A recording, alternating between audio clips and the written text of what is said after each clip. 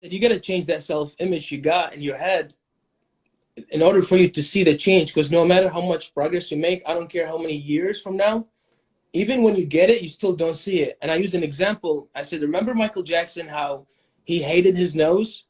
Yes. And he had, I think, over 10 surgeries to make his nose smaller. And his nose looked like literally just a piece of bone hanging. And in his head, still thinks he's got a big nose, and he hated that until the day he died. So all that change happened, still did not see it because the inside did not change. And it won't change. And that's the thing that people have to realize. And I know you probably coach a lot of your clients on this, is like no form of change, whether that be aesthetic, you get a surgery, you get rock hard abs, you are not going to live yourself until you change this. You 100. won't. Because I could do all the things that I think, but unless my insides change, I'm not going to see myself. And then I'm just going to think, oh, now I need to do this. Now you look for the next thing because that's human nature. Yep, exactly. Because you're seeking from the outside, not from the inside. And there's going to be always something else you need to attain. So you're like, they call it monkey brain because I'm really into mindfulness. They call it the monkey. You're chasing the monkey. The monkey's doing all these things. So you've got Right. a monkey brain. Right, right, exactly. And it will play games on you, it will trick you, and it will make you run in circles, and you won't, like, you'll be running on a treadmill, won't get nowhere. Literally. Huh. Crazy that works. I used to be a bodybuilder for Really? 6 years. Oh yeah, I was a big boy, 225 pounds. Wow. I was juiced up as well, taking a lot of steroids because I was a competitor. Yeah, Okay. I'm at 168 pounds. I used to be 225, big boy. Yeah. Until I was 225, in my head, I'm thinking you're not big enough. I was in mid 60s, so 160 something, all the way to 225, and I'm like, you need to get big. I'm not big enough, and the motive was to approve myself upon others, like for others. So like I wanted to be respected in a way. I wanted to be I wanted to be feared because my mentality back then was if I'm feared, then I'm respected. And if I'm respected, then I'm satisfied. Wow. And no matter how big I got, I was shooting 7 types of roids per week locally, every Wow. part of my body. Yeah. And that was not the plan. The plan was compete and win. That's it. I don't know how I ended up because of that mentality. I ended up with 7 different roids per week, and it didn't get me nowhere until I realized that when my consciousness, my self-awareness arises, and I need to focus on the inside. When the mindset shift, I realized I need less muscles, more character, and that's when my whole entire life changed. So I started focusing on my personal growth, working on the inside, on the mind, and then the rest followed. Right now, I'm much healthier than ever been before. Much, much healthier. So what gave you that awareness? I just saw someone said what changed for Yeah. you. So what gave you that awareness? Like obviously because so it's so funny. We came from very different spectrums, same idea. You wanted to get bigger, I wanted to get smaller. Same idea. Same Same idea. idea. You wanted to be feared, I wanted to be loved. Right. So what changed for you? So for me, my whole goal was turning my passion to a career, my fitness passion to a career. And what got me into doing that first place, bodybuilding, because I thought if I compete and become a champion, then that's going to turn to a career. Yeah. But once I entered that world, I realized that steroids are part of the game. And in order for me to win, I have to start juicing. And I guess that's the only way. So my mind was so like tunnel vision on how can I get big and win. So I started juicing more. But at one point, even though I was muscular and I looked good, I was still considered overweight. Okay. And so what happened to me, I'm walking slowly, my stamina is low, I breathe heavily, I can't play sports anymore because too much weight on my body. And the sad part was everybody who sees me, I look in great shape, but from the inside, I wasn't. I would go upstairs, I would be run out of breath. And the biggest physical pain I had was shin splints because I was so overweight with muscles. One day, we were playing volleyball at the beach, and that was about 8 years ago, me and my friends. And I was worried that I'm going to have the shin splints again. And within 2 minutes in the game, I had shin splints, so I was in a lot of pain. So I had to stop. In fact, I was on the floor. I was on my back because I needed to elevate my legs. I couldn't walk. And so I said, guys, I'm sorry. You continue. I'm okay. It's just the shin splints. And everybody's like, dude, you're athletic. What's going on with you? I said, don't worry about it. It's just I haven't played in a long time. So what happened, one of my friends said something that really hurt me, but woke me up at the same time. It happened to be somebody who we went on a walk maybe a week before that happened, and I had the same problem, shin splints. I had to sit down. He had to wait for me. That person happened to be in the same trip we had on the beach. He said to me, I'm on the floor. He's standing. He said, Sam, next time we hang out, bring a wheelchair with you. Oh, wow. And then I realized, first I was hurt, of course, but then I realized, you know what? That's a good point. What makes me different than somebody else who's totally out of shape? So I called myself muscular obese, and I started to dig deep. 2 nights I couldn't sleep. After that, I was thinking deep. Where did it all go wrong? What was the purpose? Why am I doing this? And then I realized, shit, you're doing this for others, man. You're not doing this for yourself. And once I realized it, like, then maybe I need to get rid of, I don't need that much muscles in order to be happy or respected.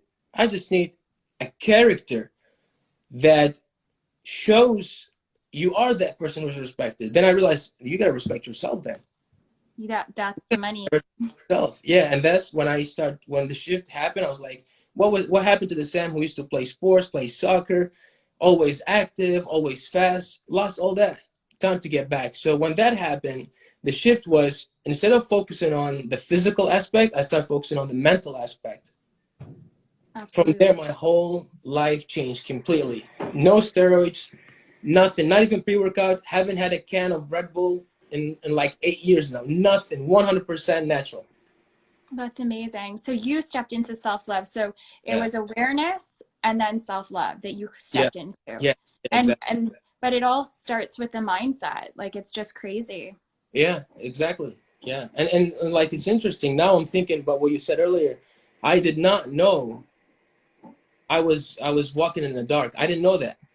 No, because you don't know, because you think you want something until you start doing it and you're like, oh, maybe that's not what I want. Maybe there's another thing that you're looking for. And really, at the end of it, I think we're all looking for our own approval. The only person's approval we all need is our own. Right, exactly. Speaking of that approval, also one of the things played a major role in approval was approval to parents. I remember in my head, voice of parents saying, okay, you compete, you win, what do you get from it? And you were really, bodybuilding is very expensive sport. You don't get nothing from it. No trophy. I mean, you get trophies, but no like prize, like money or anything. So it's not really a career. So what I used to do to approve myself, I put cash money in an envelope, write my name on it, and pretend that I won cash money.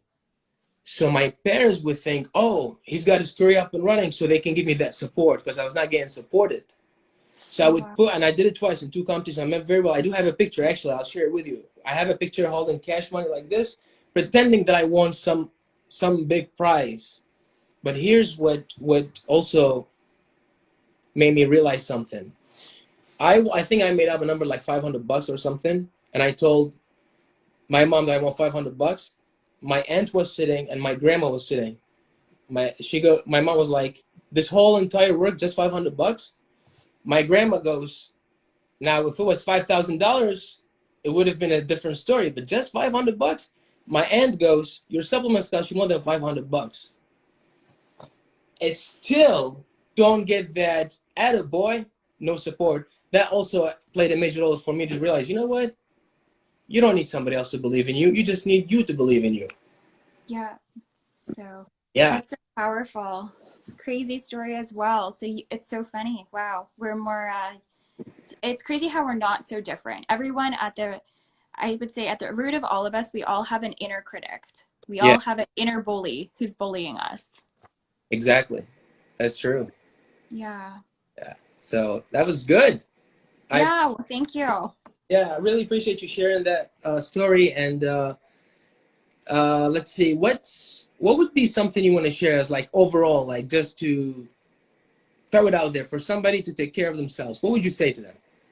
Um, Honestly, the number one person that you like approval is your own. And really, whatever you're doing, whether it's a goal or an achievement, to really look at that thing and realize, maybe dig a little deeper at why you want it, like dig deeper, and to ask yourself and do things daily that make you feel good in the moment. Because like I said, for that person that you're training who wants to look a certain way and thinks happiness is going to be there, it's like nothing's guaranteed. And through going through this virus and all these other things that we're doing, we have to live our best life now, and to Yeah. surround ourselves with an amazing community. So to surround yourself with amazing community, meditation and mindfulness, and ask deeper questions, because I guarantee the reason why you're doing something is not the reason you think you're doing it. Right. So why wait? Start now. Enjoy your life now as Be you. happy now. Yeah, be happy now. Don't wait till later, and don't you don't have to impress anyone. Just impress yourself and ask question why you're doing it and what you're doing it for. Exactly. Exactly. Awesome. Sounds good. So, any plans for the rest of the day? Oh my gosh, I have another interview later tonight. Nice. And then I'm actually going to the gym, but in a very healthy manner. Good. I like it. So, Me too. yeah, so I'm going to the gym. It's about gym time. Are you going to be live on Instagram, or is it going to be a radio show? No, actually, I have Dora. She's going to be interviewing me, and I think it might be going on YouTube. So it's for her show. I'm not sure the question she's going to be asking me. So this is different to be interviewed. So we'll see. Sounds good. I'll check it out. I'll have my phone on me so I can listen to it while working out. Yeah, thank you so much for having me on the show. And yeah, thank you for having such an amazing mindset and everything that you do. So I really appreciate you having me today. Thank you. I appreciate you. All right. Thank you so much. You're welcome. Take care. Have a wonderful day. You too. Bye. Bye. All right, everybody. Thank you so much for joining. If you have questions, be sure to comment it below and share your thoughts with us. Share your ideas. Looking forward to hearing from you soon. And until the next video, take care of yourself.